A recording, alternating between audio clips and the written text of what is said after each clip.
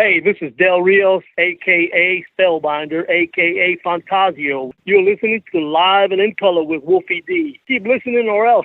Hey, this is Jimmy Street, host of the Live and in Color with Wolfie D podcast. Hear the life and times of professional wrestler Wolfie D. From his time in the territories with PG-13 to his time in WWE, ECW, WCW, TNA, and more. Nothing is off limits and nothing will be held back. Thanks again for tuning in. Here he is, Wolfie D. Welcome, ladies and gentlemen, once again on this Monday afternoon, your favorite time to catch Live and in Color with Wolfie D. I am your host, Wolfie D, along with my co-host, the incredible and hardworking Jimmy Street. What's going on this morning, buddy? Man, tell my wife that, bro. Tell her, like, say, hey, Michelle, because we both have Michelles in our life, but just say, even if you're just talking to yours, I'll record it and you tell it.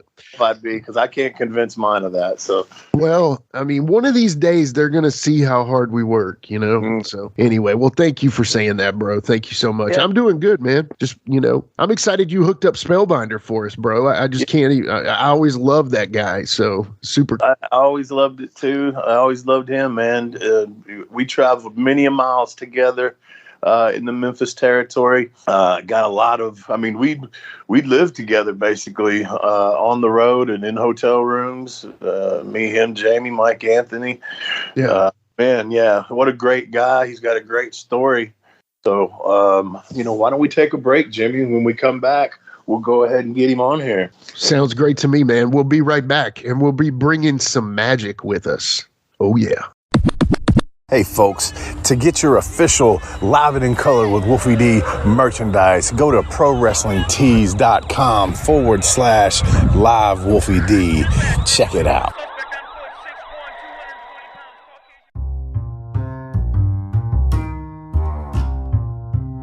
If you're listening to Live and in Color with Wolfie D on Apple Podcast and like what you're hearing, go ahead and leave a 5-star rating. And while you're at it, write a review. Tell us what you liked. Tell us what you'd like to hear in the future. It's very important to us and always appreciated. Thanks again. My favorite story, man, is me, you, Mike Anthony, Midget D, Little Eagle, Jamie, yeah, in Mike. The G28 Camaro. Yeah. The T28 Camaro. So imagine what that looks like. Mike's driving. Your big giant ass is sitting in the seat. We got a midget in the front passenger seat with Midget D on my lap. Yeah, that was the funniest stuff ever, man. And do you remember? They pulled us over. I don't know, somewhere around Bowling Green. We went from Memphis. We were traveling to Nashville or to Louisville. I remember it like it was yesterday. Yeah, we pulled you guys over. We've been looking for y'all for 200 miles. No, he said we've been looking for you since 40. Since 108 or something. Remember, because we got off on 108 to do something. That was it was Lexington 108. We got out, and I don't remember. We would always get off on 108 for whatever reason, and we got back in, and Mike was driving, and we were late going to Louisville, and Mike was speeding, and dude, we didn't stop again, and man, next thing we know, we crossed the border, and we were a little bit past Bowling Green. Yeah. Boom! Here comes the state trooper. You know what I mean? Yeah. And two more cops, and I don't know, dude. You know, to me that was fun. You know what I mean? I wasn't like freaked out. Matter of fact, we didn't know what we was doing. We were just speeding, dude. We were just doing because Mike was going nuts. He was doing 110 in the 65. And I remember the state trooper pushed his head in, like put his head in the car and looked around like, what in the heck is going on in here? You know what I mean? Midget D was sleeping his head was on my chest because he was sitting on my lap and his head, he had his mouth open. Remember? Oh, dude, it was hilarious, man. But they didn't even give us a ticket, remember? Yeah. That's amazing. Yeah, they didn't give us a ticket. They didn't give. Well, first of all, they recognized all of us.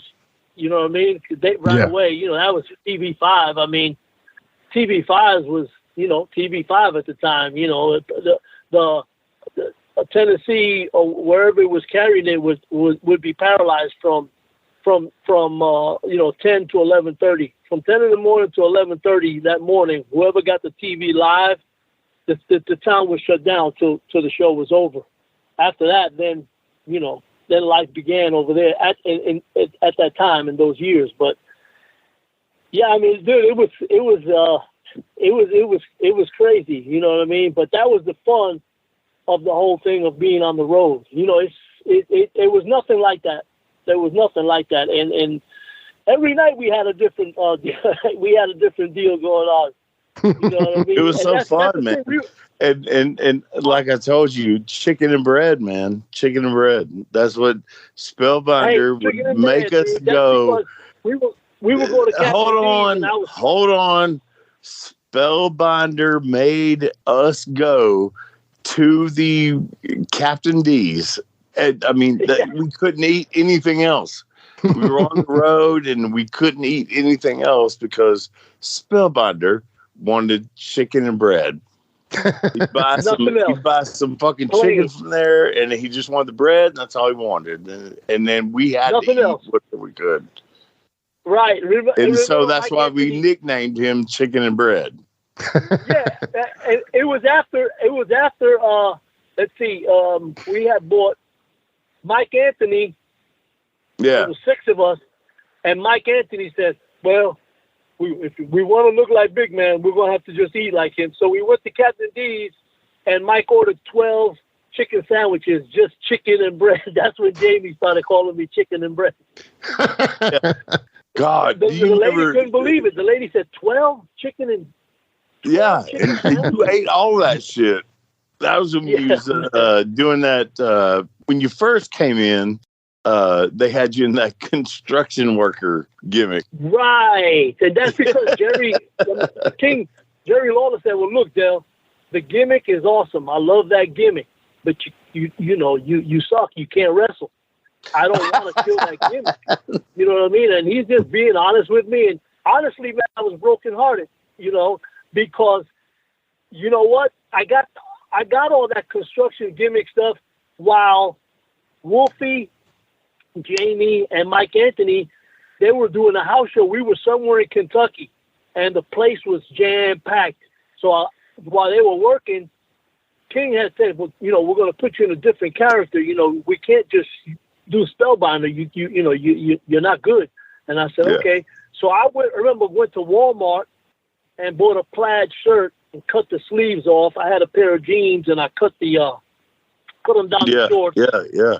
And I bought some Timberlands. I remember that. So I said, okay, well, I'll look like, because I was a big guy. I was 295 pounds. I figured, all right, I don't have tights, and I just want to look different. And I mean, it worked for a little while, you know what I mean? Till I finally learned, a little something before King said, okay, you're good to go. Let's put the character back on you. You know what I mean? But everything was done on the road. Everything was done on the road. Because if you remember, Wolfie, I would only get booked on Monday night at the Coliseum, but I still went on the road with you guys. Because that was it. It was.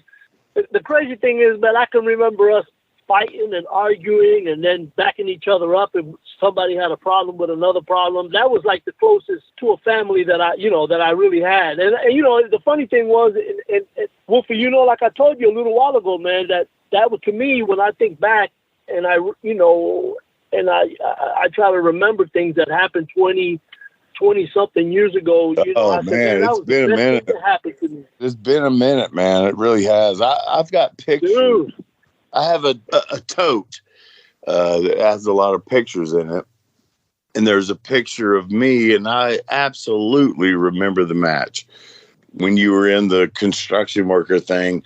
And there's a picture that I have of me drop kicking you. Oh, it's just like I also have a picture. I don't know if you remember this, but it was Halloween night in Louisville.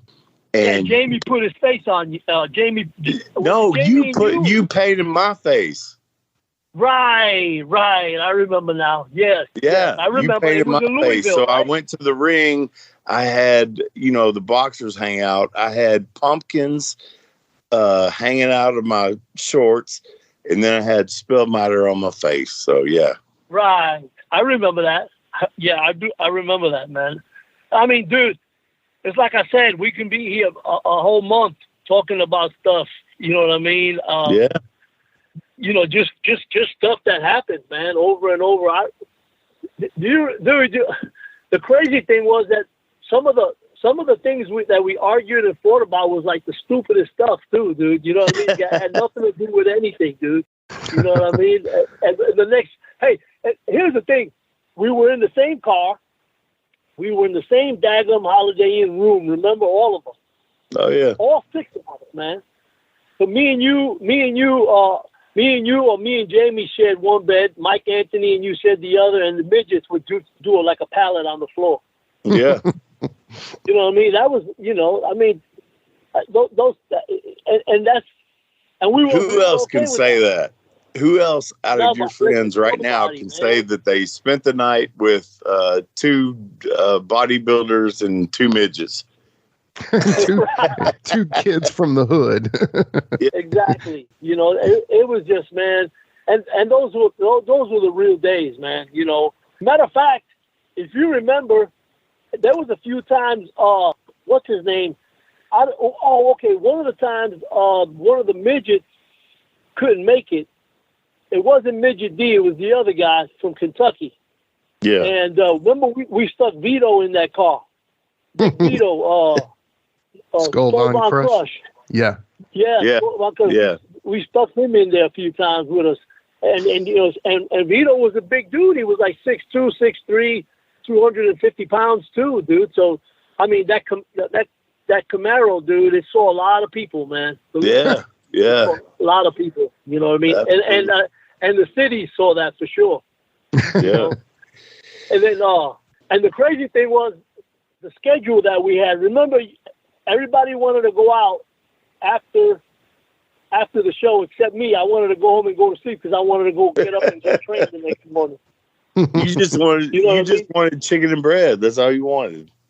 That's all, because I thought, see, here's the thing, man, and then I don't know, I think not you guys, but other guys resented me for it. You know what I mean? But it wasn't that. I just thought that's the way it was. I didn't know any better. But they had signed me. WWF had signed me to that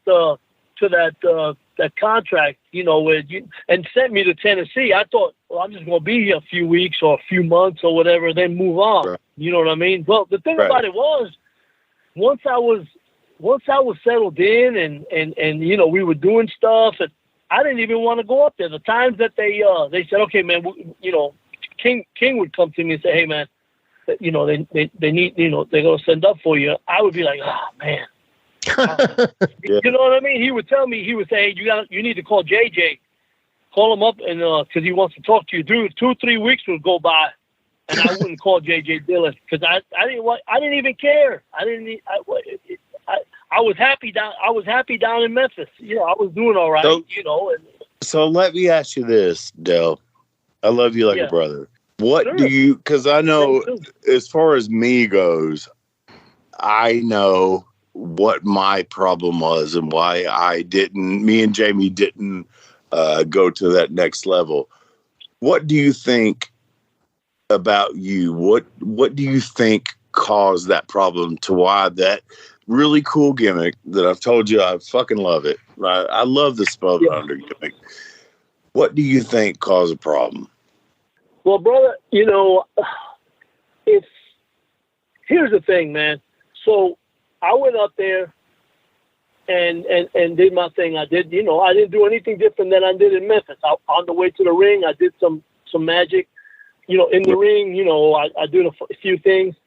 Now, here's what I want you.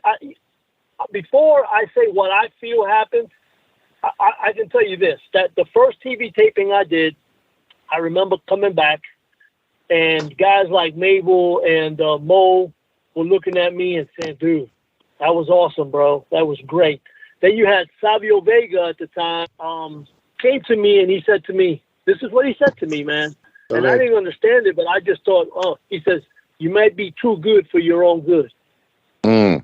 He said that to me, and I looked at him.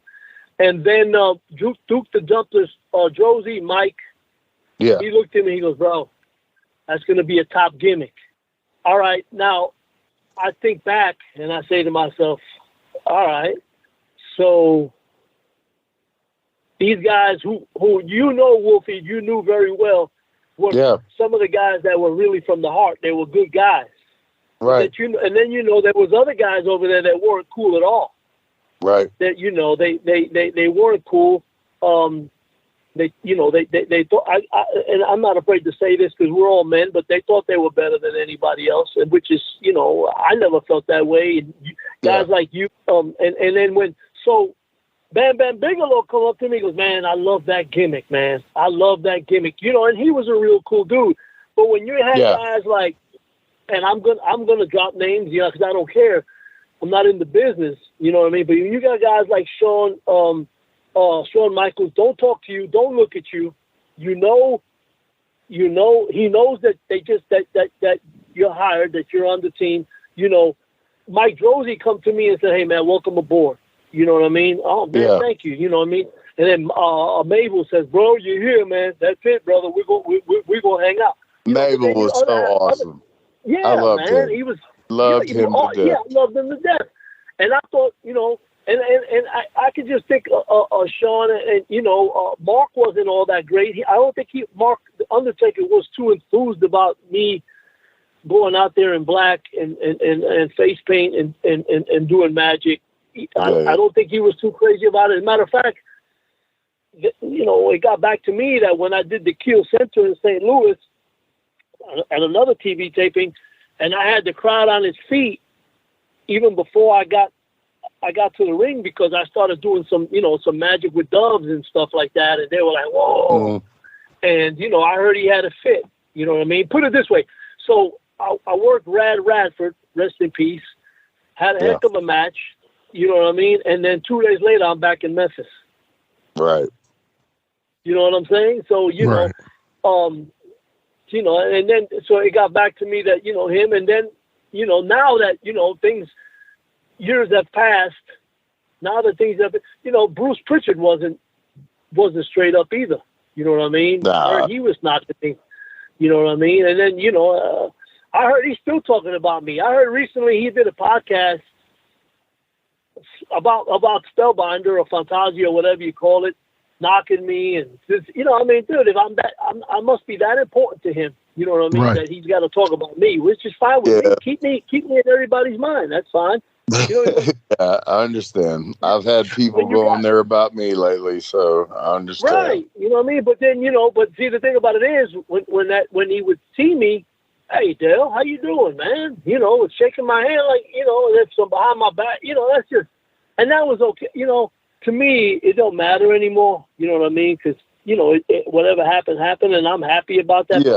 Do I believe the Spellbinder could have done anything as high as any of the other people? Yeah, nobody there was that much bigger than me. If we're gonna look at size or anything, it don't have nothing to do with that. I guarantee it was politics with you, man. I promise. Without a doubt. Because you had the body. You had the gimmick, the magic, all that shit, and then you worked with us, and we kind of helped you to fucking be better. Oh, dude, you were always good, man. You were always good. My training came from PG-13, Mike Anthony. That's when we would drive for 3-4 hours back home. You guys would tell me, Dale, don't do this. Dale, do that. Well, this looked good. But, dude, don't do this because you're too big. That's how I learned. Let's take a quick time out and get a word from one of my dope-ass sponsors, and we'll be right back with more Live and in Color with Wolfie D.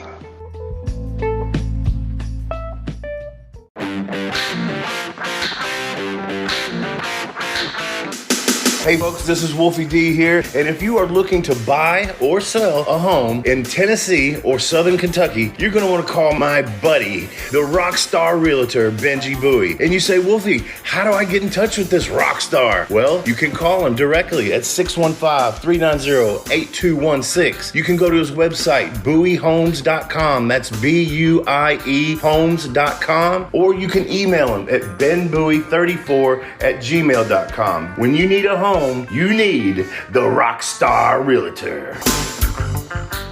Benji is a member of Exit Realty's Garden Gate team in Gallatin, Tennessee.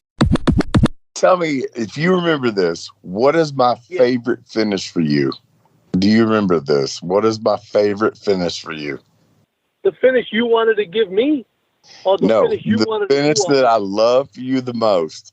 Come on. You got to give it to me. Wolfie, so many, man. First of all, a lot of times you never beat me clean. You always cheat. No, just okay.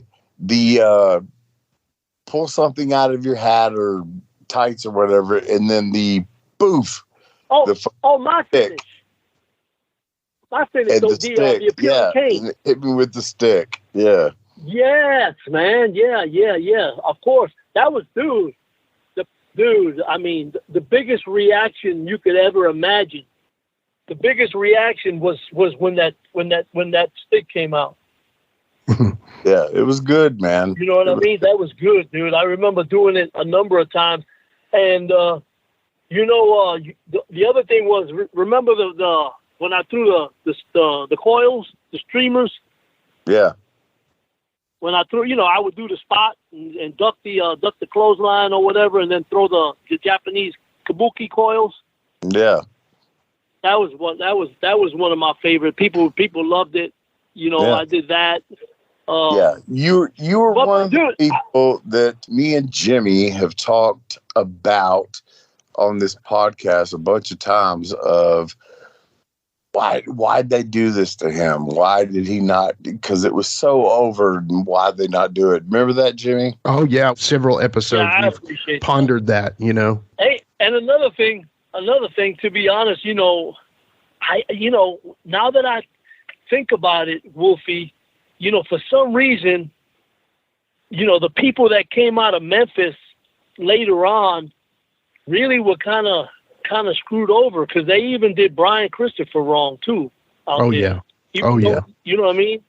They did Brian bad, man. It wasn't cool. I mean, Jeff Jarrett did okay because of his dad or whatever, but he did all right for a little bit. Then he switched to WCW, and then it looked when he was in WCW, he felt more comfortable there to me because, to me, as I knew him, you might ask Jeff and he goes, no, it didn't matter. But to me, you know what I'm saying? It was just later on, I had a conversation with Vito about it, and he told me that, they just didn't like guys coming out of Memphis for whatever reason, which was crazy because they had that, they had the developmental here.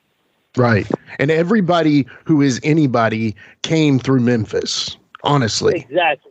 Even if Ric Flair only wrestled one match in Memphis randomly, I'm saying everybody made their way through Memphis. The Undertaker, as you mentioned before, Hogan, Andre, everybody, Rocky, The Rock, everybody that was anybody came through Memphis at one point. One thing that I remember first when we brought you up, last year around this time, there was a list that was released of the top 5 wrestlers of all time from WWE that were magic based. This was basically around the time that Bray Wyatt, I think, was released. Number 5 was Bray Wyatt, The Fiend. Number 4 was Kane. Number 3 was Papa Shango. Number 2 was Undertaker. And number 1 was Phantasio. So that was their list they made. I think it was Sportskita or somebody like that. But that was pretty cool to see, right? Yeah. Yeah, man. That was awesome. You know what I mean? I'm glad. And the thing about, here's the crazy thing. Every once in a while, and this is it hasn't happened, lately, but I'm talking about up to a couple of years ago, Jerry King would let me know. He would say, hey, Dale, they're going to do a write-up about you in the magazine. And, I'm like, okay. They put old pictures of me and say some story about me in the magazine. And I thought, all right, well, they're keeping me relevant at least. You know what I mean? Sure. You know, and I'm gonna tell you something. You know, I think this was all beyond Vince McMahon. You know what I mean? This was not. He probably doesn't know anything about none of it. You know what I mean? I don't think it goes that far. I think it starts. Right. I think it starts where you know, Bruce Pritchard. You know, I guess he was the talent coordinator at the time or whatever. Bruce and a couple of the other guys. You know, J.J. Dillon was a good guy. You know, as a matter of fact, he's the one who hired me. Right. You know, so he loved the gimmick. He loved the character. You know what I mean? You know, I'm going to say something, Wolfie, you know, and this is nothing, you know, other than the truth, but, you know, Jerry Lawler didn't help too much either. Yeah, sometimes. You know what I mean? I want you to tell one story real quick. Yeah. Because, you know, when I first met you and stuff, you were very, like, you didn't want to show the scar. That's why. Yeah. Yeah, and you wore the tights that covered it up and stuff like that. But well, yeah, and let it be known, this motherfucker survived a fucking gunshot wound. Dale, if you would talk about that, that'd be awesome. If you don't want to, that's cool too. No, hey, that's fine because, you know, I mean, dude, I mean, it was still fresh back then. You pulled it out of your chest. Holy crap. Right. But I got shot. See, you know, truth be known, you know, 20-something years ago, 25 years ago, I was a bodybuilder already. I was a big dude. I was about 290 pounds, 6'3", 6'4", you know, and I was actually, you know, a security for a drug dealer in New York, and we were up in the Bronx, and, you know, we had no idea what was going on, but one of the drug gangs, you know, had a situation with another drug gang, and we didn't know anything about it. You know what I mean? We went into a building. Next thing you know, firecrackers are going off, but it wasn't, in my mind, I heard firecrackers, but it wasn't that. It was, you know, whatever guns they were shooting off. Well, I go through I open up the staircase door to just run downstairs and get back in the car. And my peripheral vision saw something move, and I heard an explosion. Next thing I know, I open my jacket, and my chest is smoking. Whoa! So somebody had shot me in my back, and believe it or not, simultaneously as I heard the explosion, I grabbed my left pec, and when I grabbed my left pec, I pulled out of my shirt the fragment, I guess that was left, you know, of the bullet or whatever it was, but I had it in my hand, and I was like, what? You know, I knew I was shot. I immediately coughed, and blood came out of my mouth. So I knew, you know, from the movies in my head, I'm like, oh no, I'm in trouble. Usually when they bleed from their mouth, they're dead, you know? Oh yeah. And so I ran up to a car wash, you know, and because I thought there's people there. Next thing I know, man, there was, I don't know, I was surrounded by like 20 police officers, and then they laid me down. I still had the bullet fragment in my hand, and I went to give it to the cop, and the cop like opened his hand, and I put it in his hand. He looked at me and he said, "Holy crap!" You know what I mean? You know, he used profanity, but I don't want to use it. But he you know, he couldn't believe it. And the other guy said, "Well, that must be the bullet." Anyway, dude, I woke up like 3-4 days later because I had lost so much blood, my heart had stopped. Wow. Yeah, they brought me back to life. They cut me open. They cut me from the bottom of my, the middle of my rib, all the way up to my back because they performed what was called cardiac heart massage because they couldn't really jolt me back to life. So one of the surgeons that was there happened to be one of the founders of cardiac heart massage, and he said, "Well, let's do it." He opened it up. He broke my rib, which, by the way, hurt worse than the gunshot wound when I woke up. But he put his hand in between my ribs and started massaging my heart with his hand, and my heart jumped back and started pumping again. Wow. So, and that's why they called me the Miracle Man for a while. If you remember, Wolfie, Macho Man, Randy Savage, he was calling me the Miracle Man. Yeah, yeah. That's amazing. Yeah, that was insane, man. when I heard about Dale when he first came in and stuff like that, and then we started riding around together, and then he told me, I don't even think I've heard that much of the story, but I remember you telling me, yeah, I got shot and I pulled it out. I don't think you told me that much, but damn, that's crazy, man. That's crazy. Wow. Yeah, wow. yeah. So, you talk about the Miracle Man, and I don't even know how to segue from that story, but you talk about the Miracle Man name. What was Vince's or JJ's idea of you originally when you came in? Was it essentially the Spellbinder, and then they just changed it to Phantasio? They wanted, Vince loved the character. JJ loved the character. You know who loved the character, I get more than all of them, was Pat. What was Pat his Patterson? last name, Wolfie? Pat Patterson. Oh, he loved it. As a matter of fact, Pat made me. Once I flew into Titan Towers once to do pictures and stuff like that, and I remember him saying, "Hey, you're not leaving without doing some magic trick." He loved magic, you know what I mean? So yeah, I did some stuff with him, but he loved the character. And Vince, when I met with Vince, he said, "I'll tell you what, man." He goes, "You're mine," and he goes, Dale, maybe later on we might take the makeup off you because you're a good-looking guy. You're a handsome guy. I want people to see you. And I was like, okay, yeah, whatever you want to do. Vince had some good ideas. Vince also told me, he goes, all right, can we get somebody right now, like a spokesperson for you, like maybe a professional magician, illusionist that maybe can, you know what I mean? So I hired Don Baggett from Evansville, who was he was an illusionist. And I got WWE to hire him, which was WWF at the time, and he was going to be the person that would speak because I was the mime and stuff like that. I mean, they had some pretty good stuff going. You know what I mean? So it just fell short after I did that show. You know what I mean? And so the politics. The politics. Yeah. I wasn't a fantastic wrestler, you know what I mean? But it's like Scott Hall told me one time. He goes, Dale, you don't have to be a fantastic wrestler. You're a big dude. You got a nice character. You let them do whatever they want and catch them in the middle of the ring and boom, finish them.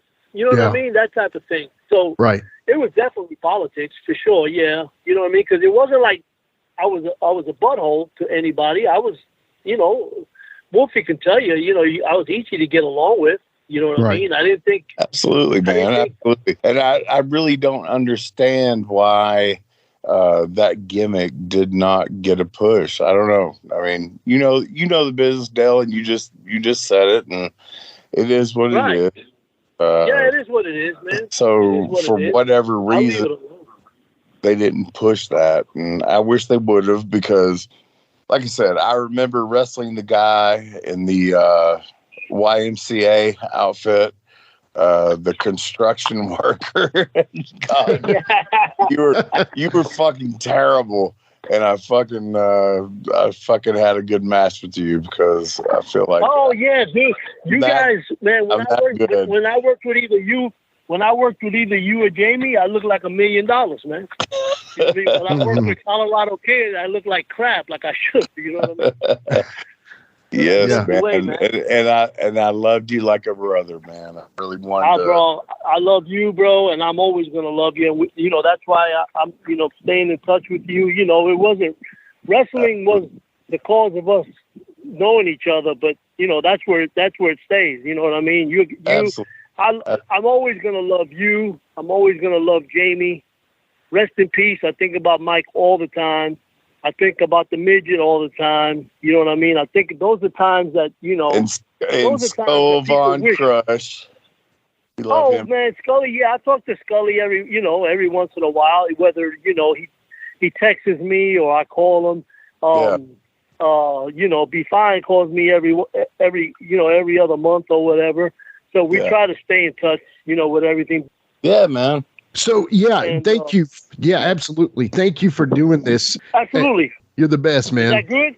That's awesome. If you need me to do anything else, you let me know, brother. Okay, we will. Thank you very much. All right, absolutely. It's my pleasure. Wolfie, I love you. Thank you. Okay, buddy. That's taking us into current affairs. DJ, hit the music. It's a current affair. It's a current affair. Living in color. It's a current affair. Living in color.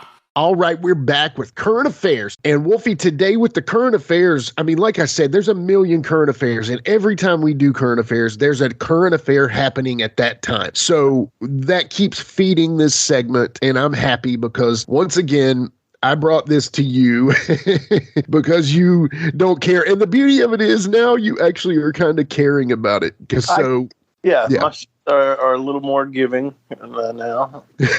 My shits are a little more giving. That's a t-shirt. I love it. Oh my God, that's a t-shirt. Yeah. So, okay. Well, our first one is this. Per Dave Meltzer, he's been wrong before, but I don't think he's wrong about this. Apparently, Roman Reigns is going to take a 10-week break from July to September.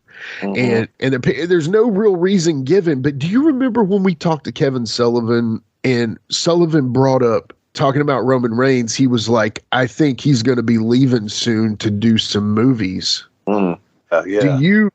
Do you think maybe this is the start of that, possibly? Yeah, I mean, it could be, man.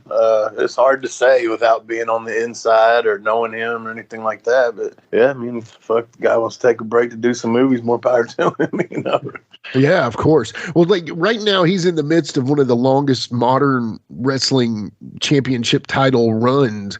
And so, essentially that means if he's taking that long, a 10-week break, he's not going to let him carry the title off with him. So he's going to be dropping it soon, apparently, which, is going to have to be somewhat epic because of how long he's carried this title. Yeah. I mean, we don't see long title runs these days. So it's, what was the longest that you remember back in your day? Oh, God. You talking about just that I had heard of? Yeah.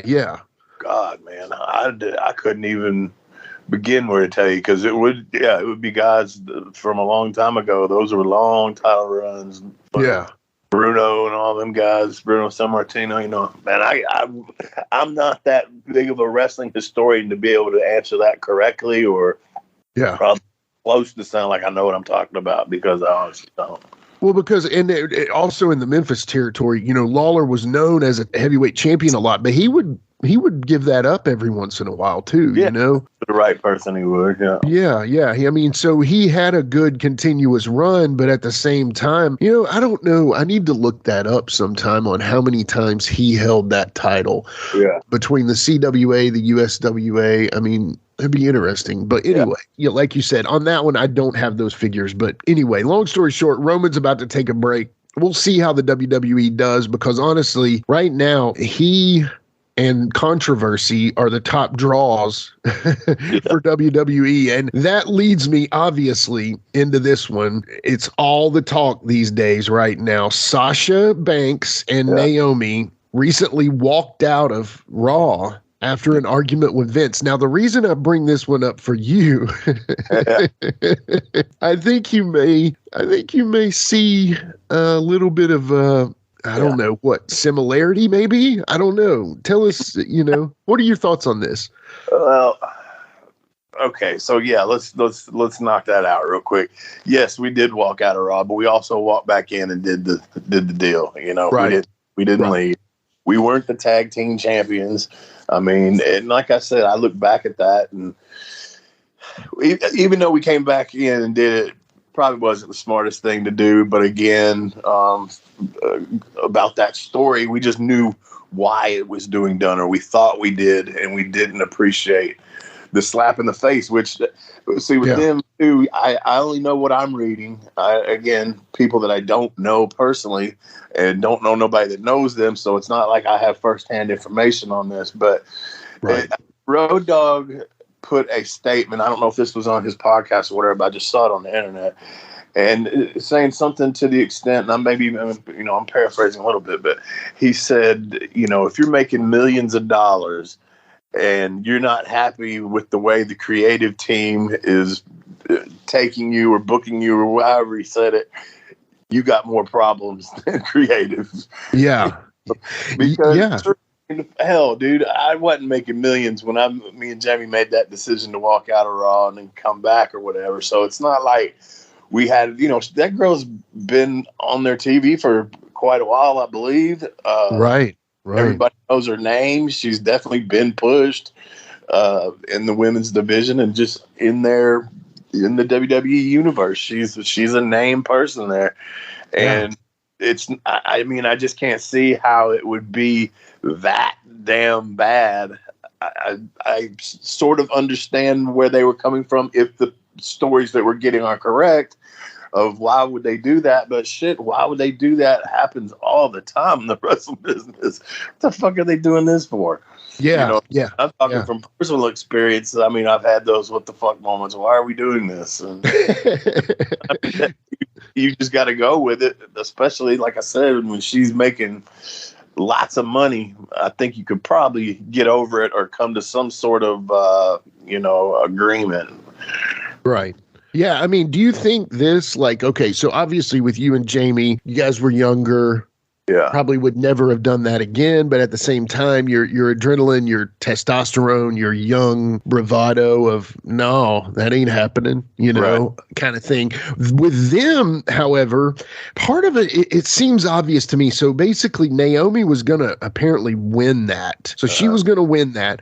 Part of their deal was it seemed like they're trying to be this serious tag team and make these women's titles, which might be the lowest title on the whole card, means something. And so they also said that, they turned it into a singles match, but with Becky and Asuka or something. I don't even watch Raw, and I shouldn't even be doing current affairs, I guess. But anyway, they took out Doudrop and that Nikki ASH. So one has to assume that those were the two that they did not want to work with, lock horns with. So, and then the Doudrop and the Nikki ASH, they took them out of the match entirely. They just made it a singles match, and then it happened what it happened. But yeah, Naomi was about to go over. So either they took umbrage with the fact that Naomi was about to win a match as a single when they're trying to be this tag team, or they truly didn't want to work with Doudrop and Nikki ASH. I don't know.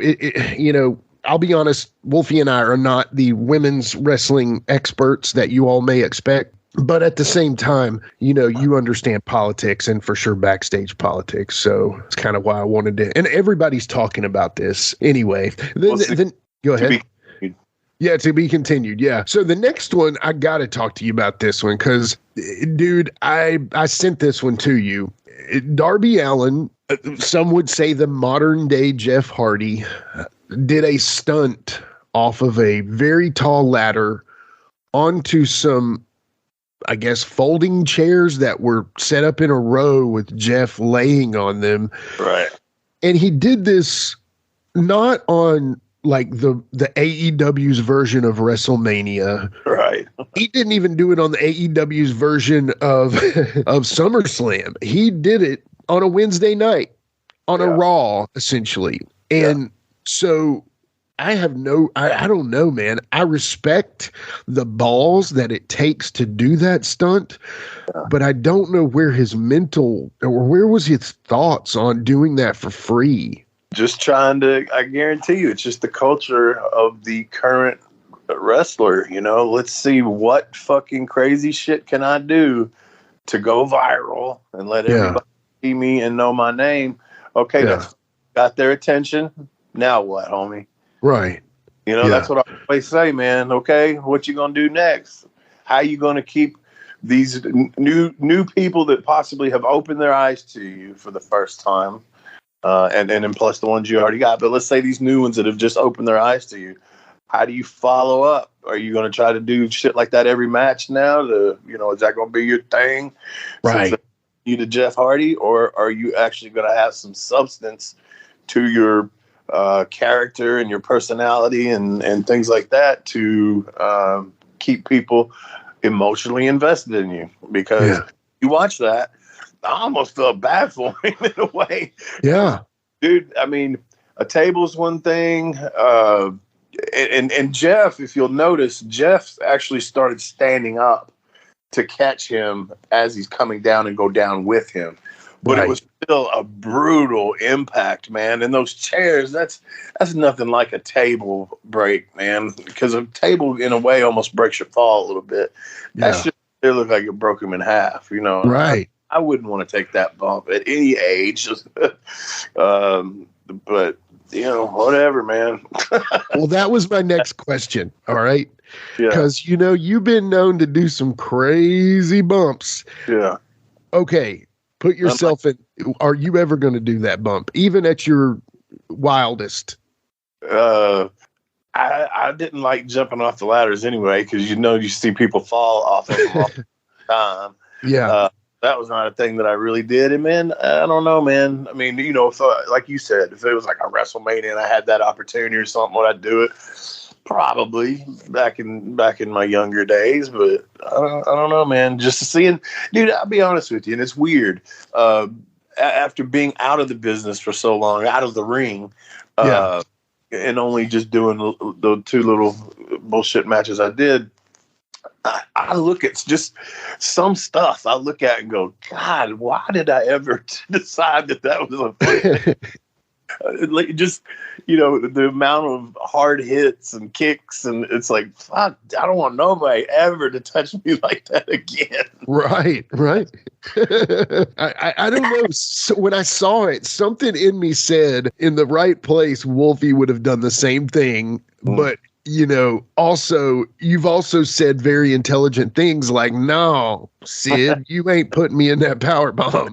So something tells me you were smart well before your years, but at the same time, dude, Darby seems to be like a stunt man more, you know. And the funny thing is he's essentially being mentored by Sting. Now, I've known Sting 0 years. I don't know Sting. Yeah. I've known him as a wrestler for decades, but I don't know if he's really a vocal dude. I'm sure that he possibly is, but also Darby may not even listen to that, you know. You know, I don't know. Sting has got a long career behind him, and he's still somewhat doing it. And to me, I could almost see, and he was never that kind of a bump taker ever, you know. So I can almost see him kind of, I don't know, saying, hey, dude, don't do many of them. You don't have many of those, you know.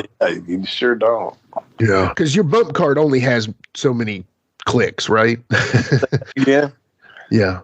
And it may seem, you know, like you have them forever, but at the same time, the bigger ones go. But, you know, Jeff Hardy's it's funny that he hit Jeff Hardy, because Jeff Hardy is the king of those bumps, you know. Right. But I don't know. Anyway, well, I mean, there's not really much more to be said on that. Darby, stay safe, man. We don't want to see permanent damage. But yeah, and the last one, and again, you know, this one was kind of crazy. Basically, in Augusta, Georgia, there was a local event for IWE wrestling. A wrestler named Joe Black was walking out of the ring, and there was a fan sitting there. We don't know the full story on this, but the fan was probably running his mouth through the match, maybe ticked Joe off or whatever. Joe took his fingers to the brim of his hat and flipped it off, and then he gave him the double birds. And then the fan, who does not look like a small dude, compared to Joe Black, headbutted him. And I don't know that he got all of it on the headbutt, but anyway, I'm sure. Yeah, I wouldn't want to handle that headbutt. But anyway, go ahead. What do you think about this, man? I think that, you know, we talked about, I've been in altercations with fans, but I never physically started it that I can recall. I'm pretty sure you just don't touch them. It's kind of like the old haunted house thing. Don't touch them, they won't touch you type shit. Yeah, yeah. So I would never have flipped the man's hat off. And, you know, at that point, you started it, so you better hope you can finish it. Yeah, no kidding, man. You better finish it. The big boy, I mean, they must just grow him big down in Georgia, man. But golly, that fan was not a small dude. So I don't know, man. You know, a lot of people are going, that fan never should have took it seriously. He just flipped his hat off. But when a hat is on you, it's technically part of your body, I would assume. And, you know, like you said, you got to pick your battles. As a wrestler, you can run your mouth all you want. You can flip them off all you want. Yeah. But, you know, it probably should stop right there. But I don't know. I mean, have you ever, I mean, Jamie and you, I'm sure, had people boiling at certain points to where, you know, I'm sure like we saw in ECW, Jamie's antics and his lines, he always says they laughed and they loved it. They popped for it. But I'm sure somewhere like, you know. Yeah, that's for sure. He definitely pissed people off and caused some fights.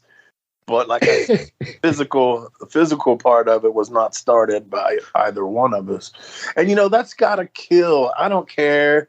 I mean, like I said, I saw what happened, and I'm assuming they went on and had their match after that. So that's it. I mean, I don't know if the guy had legitimate heat or anything like that, but if he did, it was dead after that. It had to have been. I didn't see what happened after a match or whatever. But that just completely kills your fucking match, man. You just got to fight with a fan, and then you got to roll in and do a fake fight. Yeah. How the fuck is that going to get over after that? They know you just got fucking headbutted like a son of a bitch by some fan in the crowd, man. How tough are you at that point, you know? It just he lost out both ways, really. Yeah, well, I don't know. He probably won't be flipping hats anymore, I would just assume, you know, unless he takes that on as his gimmick, and maybe he's just going to get a whole lot of headbutts, but we'll see. But anyway, well, that wraps it up for current affairs today. You know, once again, Spellbinder was amazing. I tell you, man, you've been hitting them out of the ballpark with your buddies. You've brought us Dreamer, Meanie, Dean Hill, which was an excellent episode, by the way. Steve Kern is on pace to be our #1 episode of all time. I don't really get into specifics of numbers, but let's just say it's going to be our biggest of all time episode, 100%. And you guys, if you haven't listened to that one, I don't know why you're listening to the Spellbinder episode and not listening to Steve Kern. Go back, listen to Steve Kern. I promise you, it is a wrestling fans episode, bro. I mean, out of anything we've ever done, and they're all wrestling fan episodes, that one is the most informative, interesting, fun. I mean, honestly, it was just amazing. So anyway, I'm done ranting off my soapbox, but take us out, Wolfie D. All right. Once again, everybody, thank you for listening to Live and in Color with Wolfie D. And this is Wolfie D for my co-host, Jimmy Street, and for the Spellbinder saying tune in next time for more Live and in Color with Wolfie D.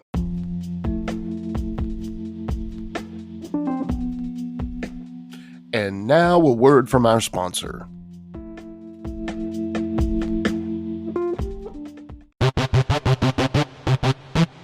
Ladies and gentlemen, welcome to Give Me Back My Pro Wrestling, the podcast that's based on the old school, but can still help you find the good stuff from today.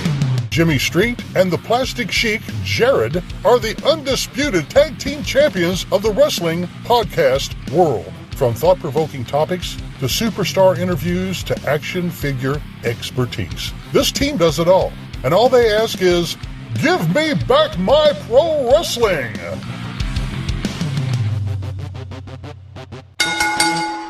Every other Thursday, wherever you listen to podcasts. That's right, it's the talk of Middle Tennessee, the channel you love to hate and the channel you hate to love. It's Brian Turner from Brian Turner's VHS Rehab. And if you're looking for matches from Wolfie D to Jerry Lawler to Dusty Rhodes and the team that put a pimp before your eyes and a goatee between your thighs, Booty Call and Athena, go to lostwrestling.com. See, I made it easy for you. Brian Turner's VHS Rehab. Booyah. Join me, Gene Jackson, for the Jackson Interaction Podcast, where I'll be doing one-on-one interviews with people from the world of professional wrestling, as well as stand-up comedy. You can get them anywhere podcasts are available in both video and audio form, but you can find them all at genejacksonpod.com.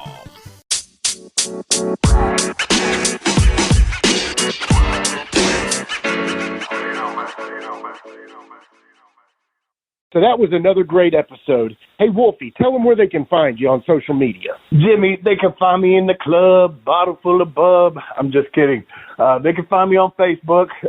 My personal page is Warren Wolf, WOLFE. I'm on Instagram at WarrenWolf13. You can always find us on Facebook, Twitter, Instagram, and YouTube at Live Wolfie D. Here's the thing. Wolfie always has offers for his autographed photos. He has a selection of some awesome photos from throughout his career that he will autograph and personalize any way that you want him to. Just contact him either directly at his personal Facebook page or through any one of our other pages, and we'll make sure you get in contact directly with Wolfie. Get those photos, right, Wolfie? Yeah, I've got some good stuff on there, to help with the podcast. Folks, if you can't get out to a show to meet Wolfie D, there's nothing like that, especially for the fans of PG-13 and Wolfie D. And before we go, you can always find me, your host, Jimmy Street, at James Rock Street on Twitter, Instagram, and YouTube. And hey, Jimmy, before we go real quick, I just want to add in there, from the bottom of my heart, I really appreciate, first of all, the work you've done for this podcast. You have worked your butt off. Secondly, the people that are liking the page. Beyond that, even more, is the people that are listening, and we really appreciate that. Yeah, and remember, guys, the podcast drops a new episode every Monday at noon, and our past episodes are streaming now on demand on all major podcast formats. Thanks again.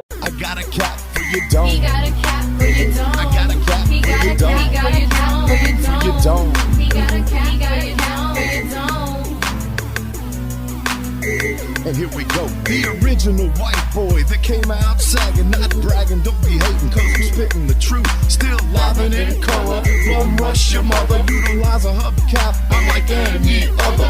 Back in the day, I was NOD, and I was P to the G, plus the 1 and the 3. In case you forgot, they call me Wolfie D. Been cloned and copied so many times, tired of suckers taking credit for what is mine. You know who you are, without me name dropping. Wrestling's first white boy coming out hip-hopping. Been doing it like this since 92. Laid low for a while and you thought I was through. Listen real close to these rhymes that I've injected. This shit's so sick it makes your ears get infected. Mad skills, no faking, there is no one great. Cause I'm bringing more folks than Obi-Wan or Vader. Not here to play games, so you better beware. You don't like me, so what? I really don't care. Like time I keep ticking and I can't be stopped. You sucker step to the side unless you wanna get dropped. With my finish, I'll straight knock you out. Please allow me to tell you what it's all about. I'm gonna wind it up, then I'm driving it home. It's Wolfie D, baby. I got a cap for your dome. I got a cap for your dome. He got a cap for your dome. He got a cap for your dome. This has been a James Rock Street production.